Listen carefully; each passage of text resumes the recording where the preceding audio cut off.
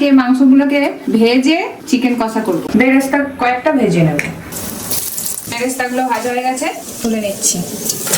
এদিকে 1 ঘন্টা আগে মাংসগুলোকে লবণ আর হলুদ দিয়ে ম্যারিনেট করে রেখেছিলাম। তেলের মধ্যে দিয়ে দেবো মাংস।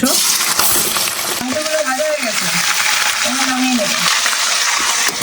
ফোড়নে দিয়ে দেবো গোটা গরম মশলা, দিয়ে দেবো পেঁয়াজ কুচি, রসুন বাটা, টমেটো কুচি, 1 চামচ মতো লবণ, হলুদ গুঁড়ো, লঙ্কা গুঁড়ো, সব মশলাগুলো দিয়ে একটু ভালো করে মিশিয়ে নেব। এবার দিয়ে দেবো আদা বাটা, দিয়ে দিলাম কয়েকটা কাঁচা লঙ্কা। মশলা একদম কষানো হয়ে গেছে, এবার ভেজে রাখা মাংসগুলো কষানো মশলার মধ্যে দিয়ে দেবো। শেষে দিয়ে দেবো ফেটিয়ে রাখা টক দই,